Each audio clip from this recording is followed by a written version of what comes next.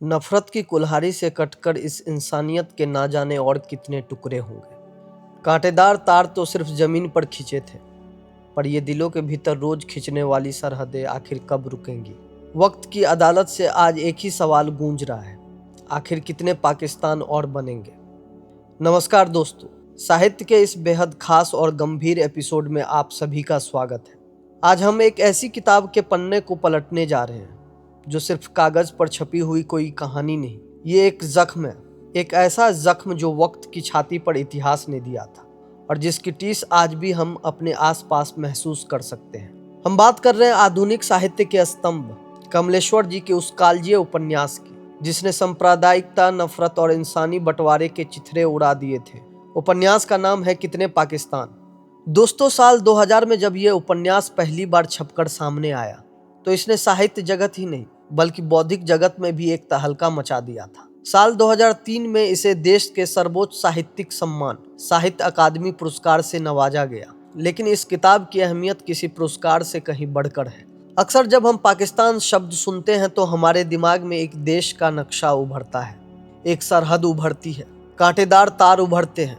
लेकिन कमलेश्वर जी जब इस उपन्यास का शीर्षक रखते हैं कितने पाकिस्तान, तो वे किसी भौगोलिक जमीन की बात नहीं कर रहे होते। वे सवाल कर रहे होते हैं उस मानसिकता पर, उस नफरत पर जो हर दौर में इंसान के बीच एक नई सरहद खींच देती है। वो पूछ रहे हैं कि नफरत की कुल्हाड़ी से कटकर इंसानी वजूद के ना जाने और कितने टुकड़े होंगे, आखिर कितने पाकिस्तान और बनेंगे। इस उपन्यास की बनावट बड़ी अनोखी है। ये कोई पारंपरिक कहानी नहीं जिसमें एक नायक हो, एक खलनायक हो और एक अंत हो। कमलेश्वर जी ने यहाँ एक अद्भुत रूपक गढ़ा है, समय की अदालत का। एक ऐसी अदालत जहाँ वक्त खुद जज की कुर्सी पर बैठा है और इतिहास के बड़े बड़े किरदारों को, चाहे वो राजा हो, महाराजा हो, राजनीतिज्ञ हो या धार्मिक नेता, उन्हें कटघरे में खड़ा किया जा रहा है। आइए इतिहास के उसी रहस्यमयी और न्यायप्रिय अदालत में, जहाँ हर उस व्यक्ति से सवाल पूछा जा रहा है जिसने इंसानियत को बांटने का गुनाह किया है। इस अदालत का जो मुख्य सूत्रधार है, जो करता धरता है, उसे उपन्यास में नाम दिया गया है अदीब। अदीब का उर्दू में मतलब होता है साहित्यकार, लेखक या बुद्धिजीवी।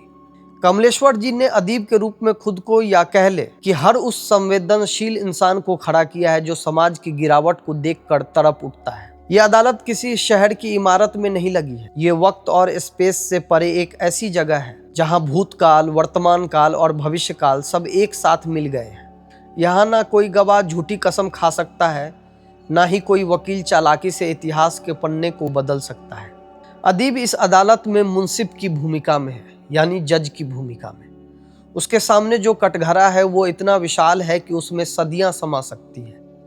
और सबसे पहले इस अदालत में बुलाए जाते हैं वो लोग जिन्हें दुनिया महान विजेता कहती है। वो लोग जिन्होंने अपनी महत्वाकांक्षाओं के लिए, अपनी सल्तनत को बढ़ाने के लिए लाखों बेगुनाहों का खून बहाया और जमीन पर नफरत की पहली फसलें बोई। अदालत में पेशी होती है गिलगामेश की। गिलगामेश, जो मेसोपोटामिया की सभ्यता का एक महान नायक माना जाता है। उससे सवाल किया जाता है कि तुम्हारी उस महान सभ्यता का क्या हुआ जिसने इंसान को इंसान से लड़ना सिखाया। फिर कटघरे में आता है सिकंदर, जिसे दुनिया सिकंदर आजम या अलेक्जेंडर द ग्रेट कहती है। अदीब सिकंदर की आंखों में आंखें डालकर पूछता है, सिकंदर, तुम पूरी दुनिया को जीतने निकले थे। तुमने लाशों के ढेर पर अपनी जीत के झंडे गाड़े, लेकिन मुझे बताओ, क्या तुम नफरत को जीत पाए? क्या तुम इंसानों के दिलों को जीत पाए? तुम्हारी जीत ने दुनिया को क्या दिया सिवाय इसके कि जमीन टुकड़ों में बट गई। सिकंदर, जो दुनिया के सामने कभी नहीं झुका, वक्त की अदालत में बेजुबान खड़ा रहता है। उसके पास कोई जवाब नहीं। इसके बाद इतिहास के क्रूर पन्नों से निकलकर आता है चंगेज खां, हलाकू खां और नादिर शाह। ये वो नाम है जिनके जिक्र मात्र से कभी बस्तियां कांप उठती थी, लेकिन यहाँ इस रूहानी अदालत में उनकी तलवारें जंग खाई हुई है और उनके चेहरे पर खौफ है। अदीब उनसे पूछता है कि तुमने धर्म के नाम पर, नस्ल के नाम पर जो कत्लेआम मचाया, क्या उससे खुदा खुश हुआ? क्या उससे इंसानी सभ्यता का कोई भला हुआ? कमलेश्वर जी इन किरदारों के जरिए हमारे सामने एक बहुत गहरा दर्शन रखते हैं। वो स्थापित करते हैं कि सांप्रदायिकता या बंटवारे की बीमारी कोई नई बात नहीं है। जब जब सत्ता भूखी होती है, जब जब राजा क्रूर होता है, वो आम जनता को बांटने का काम करते हैं। इतिहास के ये क्रूर शासक दरअसल आज के उन राजनेताओं के पूर्वज हैं जो धर्म और जाति के नाम पर वोट बटोरते हैं और इंसानों के बीच दीवार खड़ी करते हैं।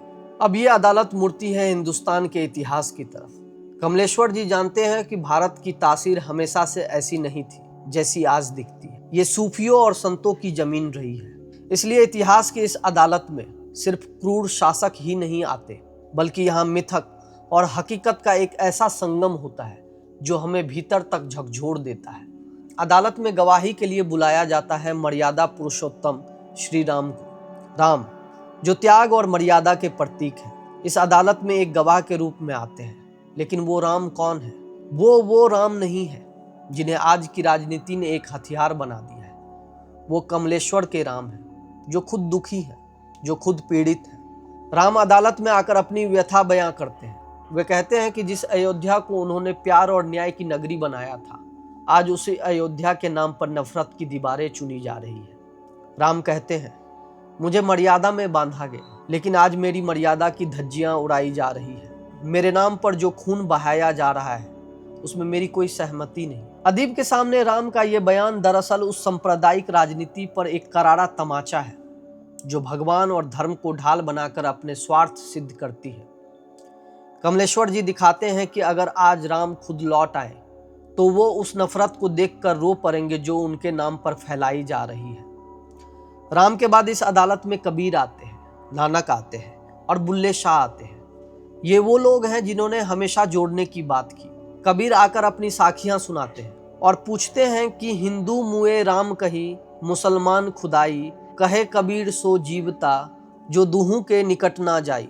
कबीर की यह गवाही साफ करती है कि भारत की असली आत्मा तो गंगा जमुनी तहजीब में थी, जहां मंदिर का दिया और मस्जिद की अजान एक साथ बिना किसी बैर के रह सकते थे। तो फिर ऐसा क्या हुआ कि इस खूबसूरत गुलदस्ते को आग लगा दी गई? अंत में अदीब उस खौफनाक दौर की तरफ बढ़ता है जहां से हमारे आधुनिक जख्मों की शुरुआत होती है, यानी अंग्रेजों का भारत में आगमन। अदालत में ब्रिटिश साम्राज्य के नुमाइंदों को, जैसे कि लॉर्ड कर्जन और अन्य वायसरायों को कटघरे में लाया जाता है। अदीब उनके सामने बांटो और राज करो की उस घिनौनी नीति के दस्तावेज रखता है जिसने हिंदू और मुसलमान के बीच अविश्वास की ऐसी खाई खोद दी जिसे सदियों तक पाटना नामुमकिन हो गया। अंग्रेजों ने समझ लिया था कि अगर इस विशाल देश पर राज करना है तो इनकी साझी संस्कृति पर हमला करना होगा। उन्होंने इतिहास की किताबों को बदला, उन्होंने जहनों में नफरत घोली और एक ऐसे विभाजन की पटकथा लिखनी शुरू की जिसकी परिणति साल 1947 की त्रासदी में होने वाली थी। तो दोस्तों, कितने पाकिस्तान में हमने देखा कि कैसे कमलेश्वर जी ने समय की एक ऐसी महान अदालत सजा दी है जहां कोई भी अपराधी बच नहीं सकता, चाहे वो सदियों पुराना कोई राजा हो या आधुनिक दौर का कोई साजिश करता।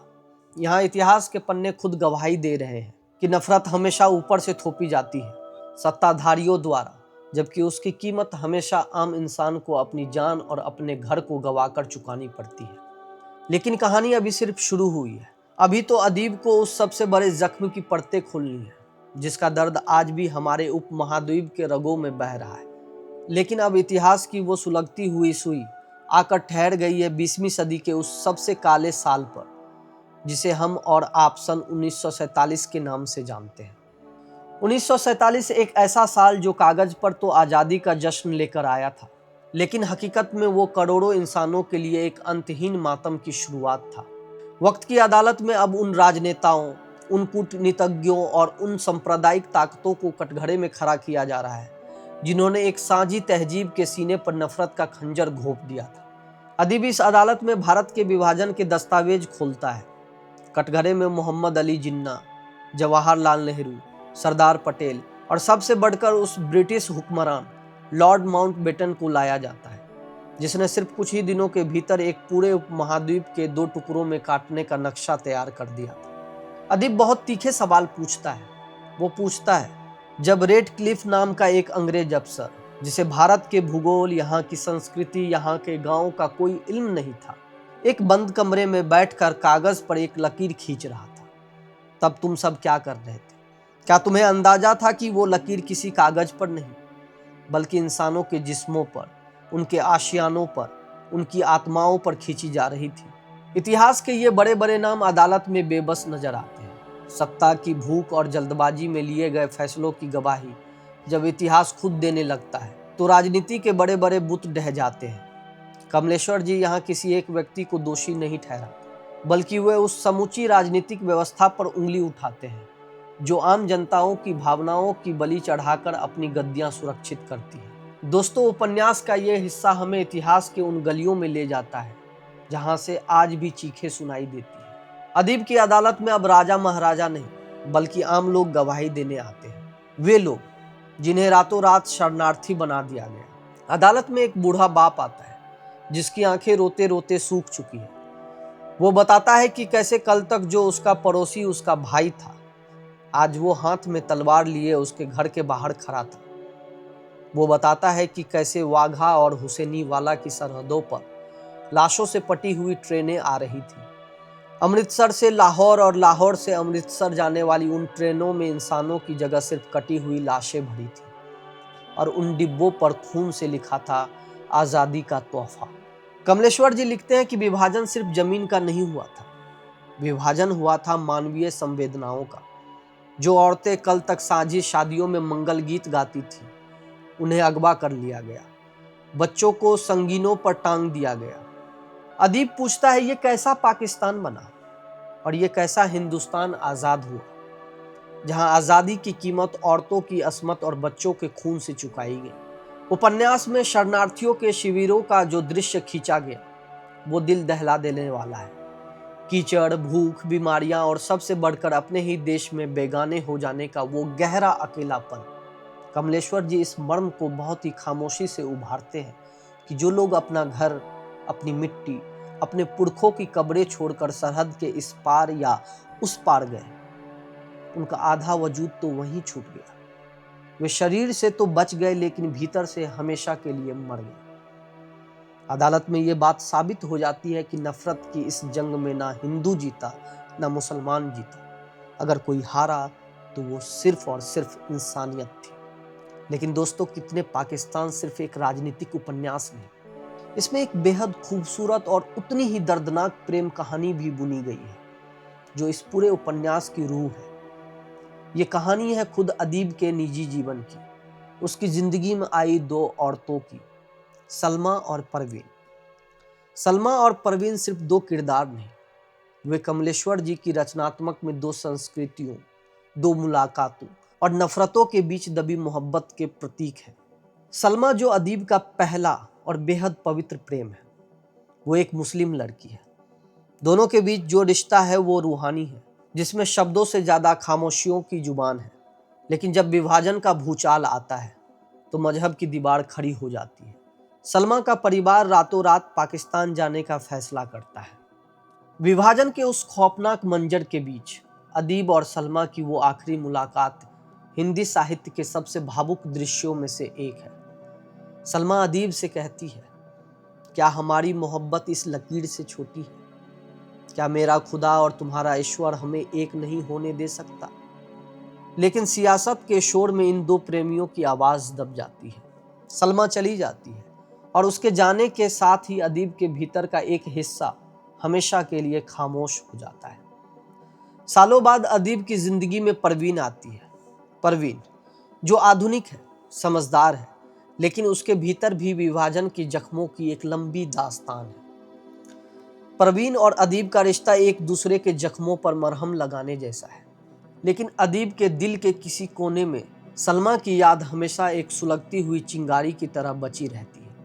कमलेश्वर जी इन दोनों किरदारों के जरिए हमें यह दिखाते हैं कि जब भी कोई पाकिस्तान या कोई सरहद खींची जाती है तो सबसे पहले प्रेम की हत्या होती है।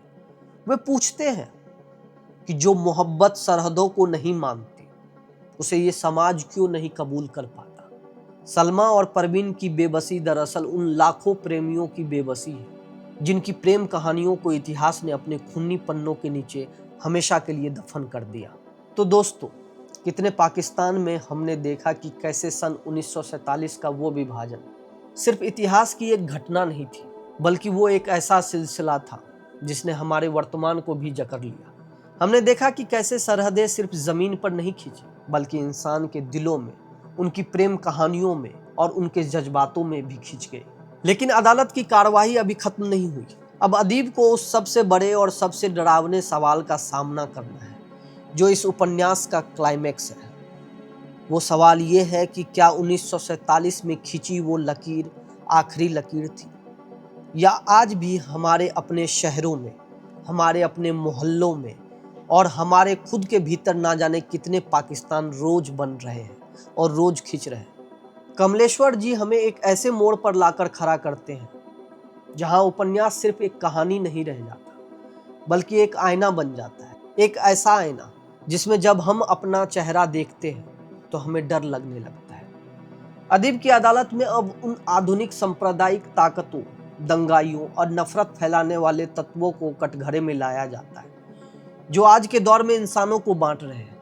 अदीब बहुत गहरी वेदना के साथ पूछता है, 1947 का बंटवारा तो मजबूरी था या सियासत की चाल थी, लेकिन आज जब हम आज़ाद हैं तो रोज हमारे शहरों में, हमारे गलियों में, हमारे सोशल मीडिया पर नफरत की ये नई दीवार कौन चुन रहा है। कमलेश्वर जी दिखाते हैं पाकिस्तान अब सिर्फ एक भौगोलिक देश का नाम नहीं है, वो एक प्रतीक बन चुका है। वो प्रतीक अलगाव का, सांप्रदायिकता का और दूसरे इंसान को खुद से कमतर समझने की उस बीमार मानसिकता का। दोस्तों, उपन्यास का क्लाइमैक्स तब आता है जब अदालत अपने सबसे बड़े निष्कर्ष पर पहुंचती है।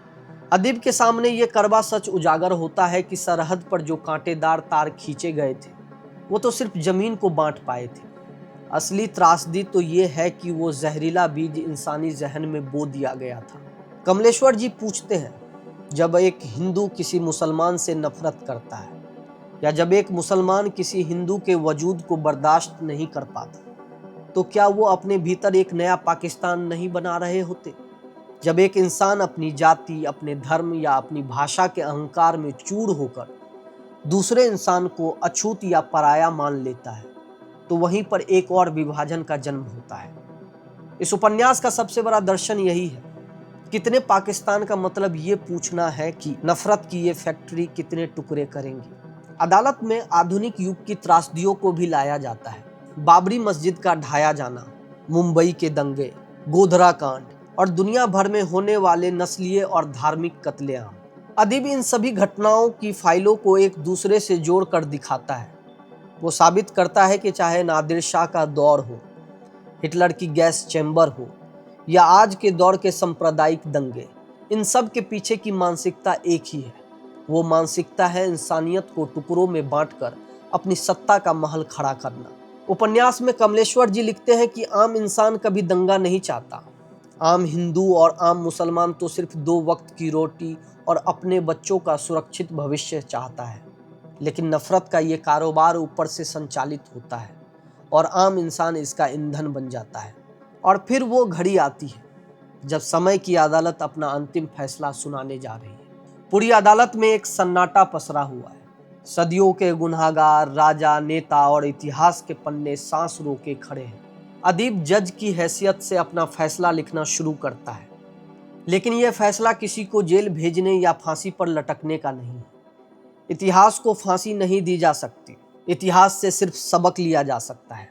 अदीब अपने फैसले में कहता है कि मानवता का इतिहास साझी संस्कृति का इतिहास है।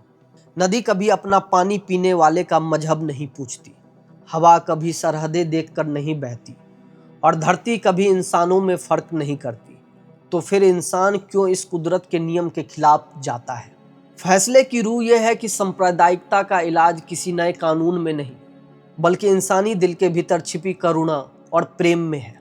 उपन्यास का अंत एक बेहद दार्शनिक और प्रतीकात्मक दृश्य के साथ होता है। अदालत विसर्जित हो रही है, समय का चक्र आगे बढ़ रहा है।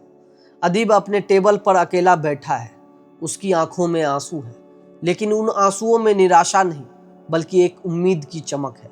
वो सोचता है कि जब तक इस धरती पर कबीर की साखियां जिंदा है, जब तक बुल्ले शाह के कलाम गाए जा रहे हैं और जब तक कोई एक इंसान भी दूसरे इंसान के दर्द को देखकर रो सकता है, तब तक इंसानियत पूरी तरह हारी नहीं है। नफरत की लकीरें चाहे जितनी लंबी खींच दी जाए, मोहब्बत का एक छोटा सा कतरा भी उन पर भारी पड़ता है। कमलेश्वर जी का ये उपन्यास हमें इस चेतावनी के साथ छोड़ जाता है कि अगर हमने आज अपने भीतर पनप रही नफरत को नहीं रोका तो आने वाली नस्लें हमसे सवाल करेंगी कि जब मुल्क के और टुकड़े हो रहे थे, जब इंसानों के दिलों में नए पाकिस्तान बन रहे थे, तब तुम क्या कर रहे थे। तो दोस्तों, ये था कमलेश्वर जी के महान उपन्यास कितने पाकिस्तान। ये किताब हमें सिखाती है कि इतिहास सिर्फ गुजरी हुई तारीखों का नाम नहीं, बल्कि वो हमारे आज का आईना है। जब हम इस किताब को बंद करते हैं तो हमारे भीतर बहुत कुछ बदल चुका होता है। ये उपन्यास हमें एक बेहद अधिक संवेदनशील और ज़्यादा इंसानी नज़रिया देता है। एक पाठक और एक श्रोता के तौर पर जब मैं इस किताब से गुजरता हूँ तो मुझे लगता है कि कमलेश्वर जी ने ये उपन्यास लिखकर हम सब पर एक बहुत बड़ा उपकार किया है। उन्होंने हमें आगाह किया है। अब सवाल हमारा है, क्या हम अपने दिलों में नफरत की लकीरें खींचते रहेंगे या फिर उन लकीरों को मिटाकर एक ऐसा संसार बनाएंगे जहां कोई सरहद इंसानी जज्बातों को कैद ना कर सके। आपको कितने पाकिस्तान का विश्लेषण कैसा लगा? क्या इस उपन्यास के विचारों ने आपको भी भीतर तक झकझोर दिया? कमेंट बॉक्स में अपने विचार मुझसे जरूर साझा कीजिए। आपके कमेंट्स का मुझे बेसब्री से इंतजार रहेगा। अगर आपको ये ऑडियो पॉडकास्ट पसंद आया हो तो इसे अपने उन दोस्तों के साथ जरूर शेयर करें जो साहित्य और गहरी बातों में दिलचस्पी रखते हैं। चैनल को सब्सक्राइब कीजिए। जल्द ही मिलेंगे साहित्य के किसी और कालजीय कृति के साथ किसी नए सफर पर। तब तक के लिए अपना ख्याल रखिए, किताब पढ़ते रहिए और दिलों को जोड़ते रहिए। शब्बा खैर, अलविदा, नमस्कार।